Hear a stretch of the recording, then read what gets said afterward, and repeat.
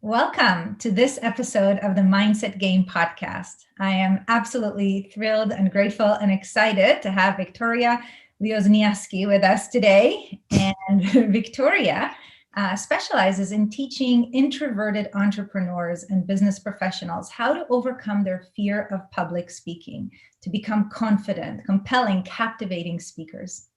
And after moving to the US 2 decades ago with limited English, Victoria overcame her own crippling fear of public speaking to build several businesses, to teach in a variety of industries, and to speak in front of both small and large audiences. She appeared on Fox and has been featured in many publications, including CBS Houston, Houston Chronicle, and BizWest Media. Taking her own experiences, going from scared to sought-after speaker, Victoria founded Brilliant Speakers Academy, an online public speaking coaching program for anyone struggling with the fear of public speaking, both on and off the stage. Victoria, welcome. Thank you so much for having me here, Verit. I'm super excited to have this conversation. So am I. Thank you, because I believe that public speaking is such an important thing to be able to give people an opportunity to share their message with the world, to be able to help the people they want to help. And so many people have a limited mindset when it comes to this particular area. But before we kind of go there, I'd love to hear a little bit more about you, about your background and how you got to do what you're doing. I never, ever expected to do what I'm doing, because my background is actually in software development. I used to be a software engineer. I have master in computer science. And that was something that I really loved doing. And I started my first business very, very early when I just got into the US. I was in my early mid-20s. And when I started my first business, I'm going to completely date myself. It was before YouTube and Facebook. Okay. So when I started my first business, you couldn't hide behind the computer. You had to actually go out there and speak. And I was terrified of public speaking. All of those things that a lot of you may experience. I've had it all.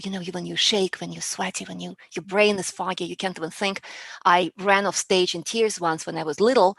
And I think that kind of shaped my mindset that this is not my thing. But when I had to do it, when I didn't have a choice, I had to build my business somehow. I started doing everything that everyone recommends, push through the fear, do it scared, fake it till you make it. And it wasn't working. I kept on practicing and it wasn't working. I wasn't connecting with my audience. I felt just as scared as I always was. Maybe I was getting marginally better, but not much. And I realized that I am approaching public speaking all wrong. I'm thinking of it wrong. In my head, I have a completely different understanding of what public speaking is, of what it means to talk to your audience, of how I see my audience, how I see myself. And when I started making those shifts, things started changing. I stopped being scared. I started feeling excited when I was speaking to people. And I was still building businesses at that time. I was in corporate career. And every time I would do a presentation, people would come to me after and they would be like, "You are great. You are a natural." I'd be like, what are you talking about? What natural? I used to be horrible at this. I used to be so scared. And they're like, that doesn't seem to be the case. And I realized how many people experience this, because I truly felt there was something wrong with me and I was, just wasn't built for this, but everybody else had it. And I realized how many of us are scared and are not showing up just because of this deep fear, because of feelings that we're not good enough. And that's when I sat down and I really, using my, left brain, deconstructed everything that I had to go through, every step that I had to make to change my perspective. And that's actually what I created was a system, a framework, and that became the foundation of my Brilliant Speakers Academy, where now I teach students how to go way quicker through the same transformation that I had to go through for myself. Wow, thank you for sharing that, because I truly believe the best systems are the ones that are created from personal experience. Yes, Because very you true. know that it works. And It works, and you know that it works for regular people who are like you and me, people who are not thinking of themselves as we are so incredibly special in public speaking, when you actually think of yourself that I am just a regular person. What can I do? How can I show up as my best self? And this is what I want to teach my students, is to build that belief in yourself that you are special, you are unique, you are enough. And the way you see yourself is important. The way you see your audience is so important. And that's what's going to help you deliver the best messages. That's what's going to help you come across as your genuine best self. Yeah, I couldn't agree with you more. And what would you say to that scared individual that hasn't spoken before, maybe did, but kind of like you know, the fear is still there? What can they do to overcome some of that? I think we need to start with stories we tell ourselves, because all of us have those stories in our mind, right? And by stories, I mean the things that we believe in so much that we feel they're true. So let me give you an example. You may think, but I am an introvert. Introverts are not good at public speaking. We don't like the spotlight. I relate. I'm an introvert myself. I don't like the spotlight. I don't crave the spotlight. When I know I need to be in the spotlight, I don't get all excited about it. I'm like, spotlight. But again, it's a story that somewhere you heard that introverts are not good, and you tell yourself, but I'm an introvert, which means I'll never be good at this. Or another story could be that I am not an expert. A lot of us tell those stories to ourselves, but I don't know enough. I'm not good enough. I'm not million steps ahead of my audience to be seen as an expert. And again, it's just a story. Or a story could be, English is not my first language. I speak with an accent. People will never understand me. And so what you have to do is you have to really, and it has to be intentional. You have to sit down and analyze, what stories am I telling myself? What kind of stories am I telling myself? What is it that I believe is true? Because you're not going to think of them as limiting beliefs or stories. You're going to think of them as truth. What truth do I believe in my mind that prevents me from going out there and turning on that camera or feeling that I'm not good enough? What are those stories? And you go through those stories. You figure out what they are. And some of them may have been built over time because you had a bad experience, like myself. I ran off stage in tears. I knew I couldn't do it. That became a story. But other stories may go back all the way to when you were very little and your parents were protecting you and telling you, don't do this or don't do that, or, don't extend yourself. And that became kind of a safety coping mechanism. You just don't want to get hurt. And that's why you're telling yourself a story that nobody's interested in what I have to say. Or maybe you truly believe that to be seen as an expert, to actually be somebody who can teach other people something, who can inspire people, you have to be million steps ahead of them, when in reality, as we all know, you may be just 10 steps ahead of them. But those are the 10 steps that those people who are listening to you desperately want to take, right? So you have to look at those stories, analyze them, and try to play devil's advocate and say, that's why the story is not true. And I guarantee if you actually turn on that logical brain of yours, you will be able to figure out why those stories are not true. But this is the first step. This is always the first step, because until you realize that these are the stories that are holding you back, you're going to continue using those stories as your sort of excuse why you shouldn't be on stage, on camera, or speaking up at a meeting at work. Wow. So, it's interesting, even as you spoke, there's something that, caught my heart, around kind of even just 10 steps ahead. Because there's something that I want to create in my own business now. And truthfully, it didn't occur to me until you said that I actually have that story in my own mind, right? That's kind of like, oh, I'm not quite ready for that. Maybe I need to wait. And you've just helped me right then and there. And this is what I do for a living, right? Is about mindset. So thank you, right? Sometimes it's just a reminder that sometimes we're blind to even having the stories in the first place. I mean, as soon as I'm conscious of something, I shift it. But clearly, in this case, I wasn't until you kind of mirrored that back. So what do we do if we we come up with a story and, or we realize what's one of our stories. And it's hard for us to create evidence. Like, let's say if I, believe that I'm not an expert. Let's say I have that kind of limiting mindset. Yeah. And maybe, all I have is evidence that I'm not yet. Yeah. What do you do when it's hard for you to come up with that evidence to prove that the story is not true? Sometimes the evidence we come up with is also inspired by a story. And just like you said, well, my evidence tells me I'm not good enough. First of all, again, look for things that you may have forgotten. Because you know how it works. If we do something amazing and we're like, oh, I really did great today.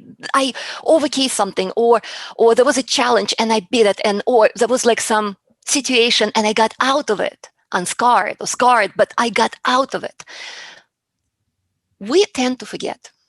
We tend to forget our victories. We tend to forget our wins. This is how human brain works. For whatever reason, I personally don't even understand why scientifically it works this way. But if I tell you today, you're not good enough, you're going to remember it for a very long time.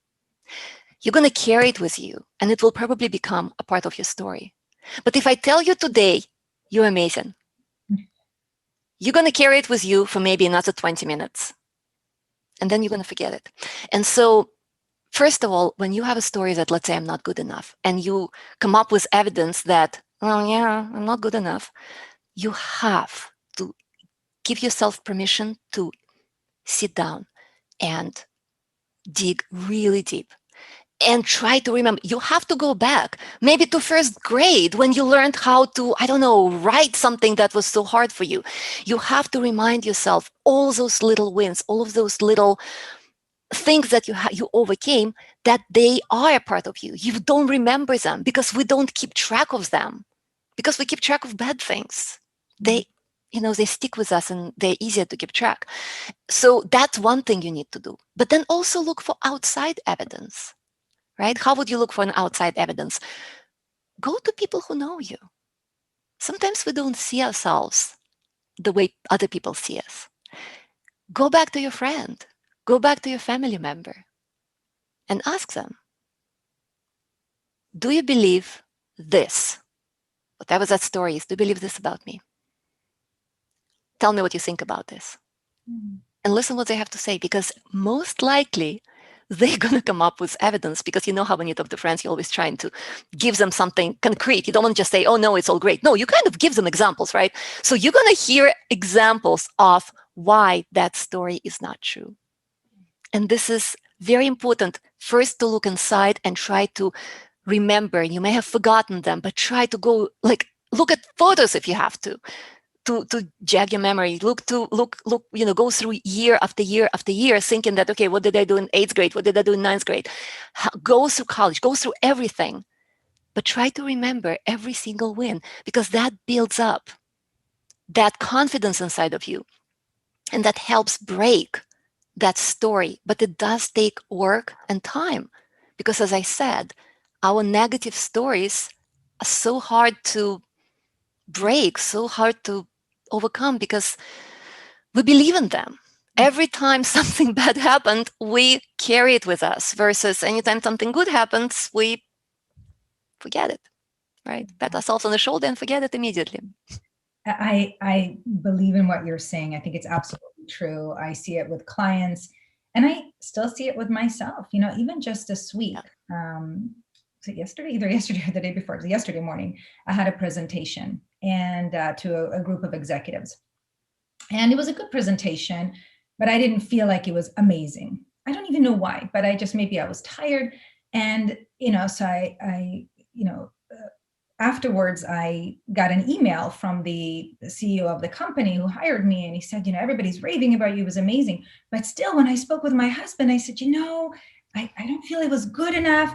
And he said, how do you know that? And I said, well, I don't know. I just felt like it wasn't enough. And then I kind of told him, oh, but the CEO wrote this. And he said, but so what? And then I wrote another email, later in the afternoon, again, something positive. So it's like, even still, there's this need to continuously be better. So how do we differentiate between, a feeling of I want to do even better next time versus a feeling of not good enough in terms of putting ourselves down? Does that make sense? Like, how does a speaker Yeah. continue to get better, but at the same time also, acknowledge where they are?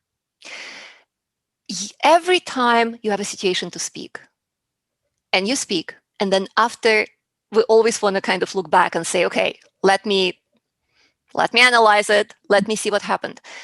What I want you to do is not listen to your gut feeling. You know how we're all taught to listen to your gut, right? And sometimes, and I think that's what happened to you, Verit. Like, seriously, this what happened to you. You felt like your gut is telling you it wasn't good enough. It wasn't your gut. It was probably just you were tired. It was just something, something didn't click in your brain to make you feel happy about that particular presentation, right? And it feels like your gut is telling you it wasn't good enough. Don't listen to your gut. Almost every student who comes into my program, in the beginning, they say, I did a presentation today and I felt so, bad about it. I felt like I didn't do a good job. But then everybody around me said I did a good job. This is so common because we tend to always devaluate ourselves a little bit. And we always tend to listen to this negative feeling that most of us have and carry with us, right? That we're not good enough, especially when you're in a situation when people are in front of you and you feel be judged, you feel evaluated. And so the first immediate response is, I'm not good enough. So what I'm telling you to do is not to listen to that gut reaction that, oh, I wasn't good. Analyze, be logical about it. What did I do today that was great? Because this is exactly what I had to do. Nobody was teaching me, right? I had to go through this whole thing myself and figure out, how do I get better? And so every time I would say, okay, I don't feel good. Let me analyze. Was there truly something that I said or done that wasn't to the best of my abilities? And sometimes you find something. Sometimes you find something that, oh, I probably shouldn't have gone into that discussion. But what you will realize, or what will people tell you, is that they didn't even notice. It wasn't a big deal, but you got all hooked on it. But you know what? It's okay. Think about it. All right.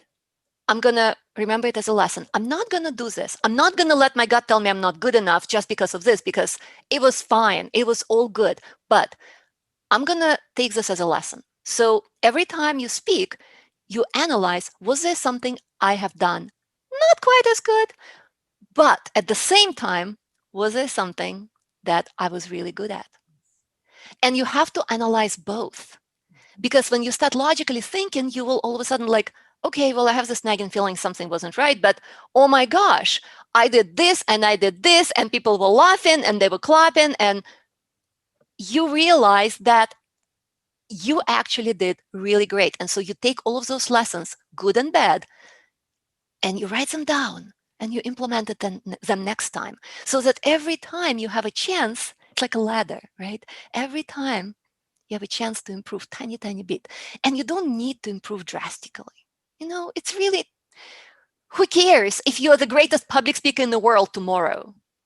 It makes no difference in the big scheme of things, right? What you want to do is be intentional about it. Be intentional about improving, be intentional about becoming the best version of yourself, right?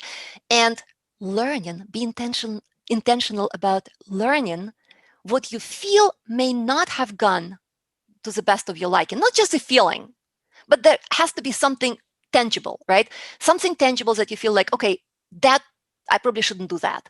And then tangible things, something that have gone really great, and you take them and incorporate them tomorrow. And every day you take this little tiny step, or every week or every month, however fast you're going.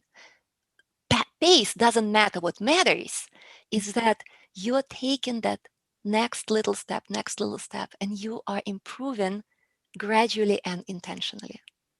Thank you for giving people permission right now, in a sense, or to help them give themselves permission to not be perfect. And it's such, one of my mantras is, it's not it's something that I adopted from someone who said it back in the 1800s, right? It's every day in every way, I'm getting better and better. And it's kind of like I say to myself, better and better. And it's even after the presentation yesterday, and I think it was because as I was reflecting on what had happened, I think I was tired. I stayed up very late completing a manuscript for a book, and I just energetically wasn't at my best self. But yet, as I reflected on the presentation itself, there was nothing specifically that would have given me evidence. I think it was just my state. Right. So it was a reminder, first of all, to notice our state and to be very compassionate with ourselves, like you said, Yeah. to look at what was good and what we don't feel was as good. And when there was something that we don't feel is as good, is it true, or is it just a story that we're telling ourselves because Right. of the state that we're in?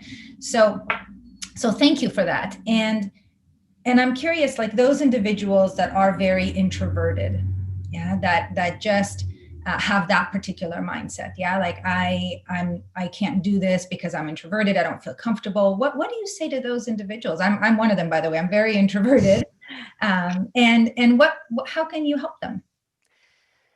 You have to look at you being an introvert is just, well, some people have blonde hair, some people have dark hair. Does it make a difference in their life in the big scheme of things? No, right? We're all different. So it's just who we are. Now, what you do is you take the strength of being an introvert and you apply them. You shouldn't be looking at being an introvert as a weakness in any way or form. It's just who we are, and it doesn't mean that we're shy, right? We're not necessarily shy. We're not necessarily hermits. It's just how we process outside world, how we process crowds, how we process other people. When you go, if you're an introvert, you're an introvert because when you go into a group of people and you have to socialize and network, you feel exhausted at the end of that, and you need to recharge by being alone. And that's me. But my 14-year-old son, for example, he gets completely depleted when he's by himself, and he needs to be talking to people, and that's when he gets completely energized. Extrovert, typical extrovert. But we are both not shy. And if you look at us side by side, we behave exactly the same. So first of all, being an introvert, of course, it's not a weakness, but there is a strength to it. And I believe our biggest strength is that while we don't like being the center of attention, while we don't like speaking to a lot of people, we are really good at having a conversation one-on-one, because as introverts, we do like to process and we like to listen. So if you as an introvert ever ended up at a networking event, most of us, what we do is we find one person and we try to shift the focus from us to that person. So the conversation wouldn't be, hey, let me tell you about myself, right? That's not an introvert. What you're going to do is say, hey, Vered, this is so exciting. Tell me about yourself. Oh my gosh, no, I'm listening. And this is amazing. This is my story as well. And no, tell me more, right? We are constantly shifting the focus from us to the other person because we don't want to be the center of attention. And as funny as it sounds, this is our greatest gift when it comes to public speaking, because we are able to not focus on ourselves, but completely shift our focus from us to the other person, or in case of an audience, to other people, right? So when you are speaking, let's say in front of an audience live, or when you're speaking on a podcast, or when you're speaking on a live stream, what you have to do as an introvert is remind yourself, I am really awesome at not thinking about me and staying in my own head, but completely shift the focus to the other person and only stay focused on the other person. And so as you speak, the only thing in your mind is, how am I making the other person feel? What are they thinking? Not what they're thinking of me, but what are they thinking about themselves? How am I changing them? How am I inspiring them? What am I saying that it's making a difference in their life?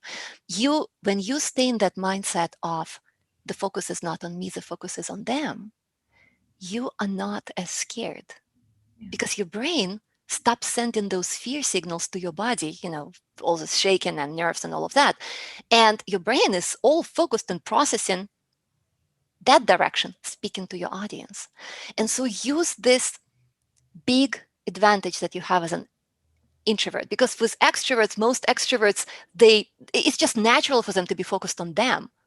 So use this advantage as an introvert is to not only shift the focus from you to your audience, but also treat it as a one-on-one conversation. You don't need to get overwhelmed by all of those people at a networking event. You choose one person and you speak to that person. And so what you want to do is you want to incorporate that mindset where you could be speaking on camera, right? Like I'm doing right now, I'm looking at the camera, but I don't imagine million people on the other side because that's overwhelming, right? But I imagine that I just found that one person at a networking event that I'm talking to, and I'm only talking to that one person. And we are having a conversation. And my mind is, how do I benefit that person the most?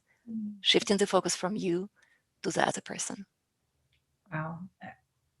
Again, I deeply agree with you, because anytime that we can be in our heart rather than in our head, right? Which is what happens when the focus is about how can I help the person, how can they benefit, then we are, more at ease and therefore able to perform better, to be able to contribute more.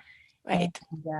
And there's a lot of research behind that. So I appreciate that just beautiful reframe of, taking it from being introverted is limiting potentially to, wow, it's something that could really serve us to contribute in the highest, best way. Right. It's and you already practiced it so many times in real life. And again, if you're an introvert, you know exactly what I'm talking about when you shift the focus away from you to the other person, when you speak to the other person. You've practiced it so many times. You're so good at this. Now you have to apply it. So thank you. And I believe that the same goes for all kinds of entrepreneurs as well, not just people that want to speak or build a speaking business. Absolutely. Because that's one of the mindsets that I hear is in terms of people that either want to start their own business, or even people who are in job transition that, need to network in order to, land their next job. So, it's the, I'm introverted, I'm not comfortable being with other people. So I believe that what you're sharing is really at the heart of everything, which is take the focus off of yourself and really just go in with a mindset of how can I help this person? Absolutely. And, even though we call it public speaking, right, what we're talking about, I think out of all of my students, I think I only have 2 that actually want to become what you would call public speakers, where they want this to be their occupation in life and actually speak publicly and inspire millions and all of that stuff. Everybody else are entrepreneurs and business professionals who speak in everyday life, because public speaking is nothing but you are speaking to other people. And you use it, if you think about it, this is a skill that you use when you speak up at a meeting, when you lead a presentation at work, when you jump on a Zoom call with your clients, when you host a podcast, when you're interviewing on a podcast, when you do a live stream to your audience. This is all speaking in public. And so everything that we talk about applies to all of these situations. And you, no matter where you are on your journey, if you're at the very beginning of your, let's say, entrepreneurial journey, if you're an experienced entrepreneur, if you are in the corporate world and maybe thinking of starting your own business, no matter where you are, all of these principles that we talk about apply, and they apply exactly like Verit said, they apply to a much bigger picture than just speaking. They apply to life, shifting the focus away from you to the person you speak, to the person you serve, to the person you help, to the person you work with. Shifting the focus away from you to those people helps you and elevates not just your behavior, but your thoughts and your whole energy of how you go through life.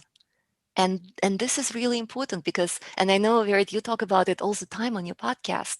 It's not just here are the little tactics and strategies to help you succeed. This is a much bigger picture of how you can go through life and be a positive, uplifting influence all around you. And that happens when you shift the focus away from you to the other person. Yeah. Thank you, Victoria. And I would love for people to have an opportunity to learn more about you, because everything that you've shared today, I believe, is absolutely profound. And it's so, so helpful for truthfully anybody, like you said, not just, people that want to influence millions, but anyone that wants to be a better communicator, to be able to connect better, whether it's with the family member or a coworker or a whole group of people. Right. Because at the end of the day, it really is about how we view ourselves, those stories that we tell ourselves, and being kind and compassionate with ourselves, because we are learning and growing, right? So Yes. how can people learn even more helpful tips and tools from you? Of course, you can start from my website, and it's www.byvictorial.com. And right there on the homepage of my website, you will find a free training for you, which is a free 5-day course called Speak Up, Be Brilliant. And this will definitely ignite your confidence and put you on a path towards becoming a confident, compelling, and captivating speaker. So go to my website, sign up for this 5-day free course, and I'll see you inside. Thank you, Victoria. And Thank you, Vered. any last words for our listeners before we complete today? As goofy as it sounds, it's all in our head. It's all in our head. It's whatever we make ourselves believe, we believe. And so, in order to make the changes, particularly make profound changes in your life, if you are looking to make those changes, you have to start with a mindset. That what is the foundation of everything. That's the beginning point of everything. And when you change your mindset, and this is exactly how I teach it. I think that's why we're connecting so well, because this is exactly how I teach. I don't teach band-aids. I don't teach, oh, let me show you how to appear confident. No, I don't want to teach you how to appear confident. I don't know how to appear confident. I can teach you how to be confident. Because when you are confident, then you genuinely appear confident. And so I think you need to focus on building the mindset of confidence, of believing in yourself, of shedding those stories that don't serve you at all. And then you will see so much success in life. And I wish you so, so, so much prosperity and success in these years to come. Oh, thank you, Victoria. From my heart, thank you. So Thank you, grateful Vered. for your time, for your really valuable insights, and for being with us today. And I too wish you all the best. Thank you. It's been my pleasure. Thank you so much for having me.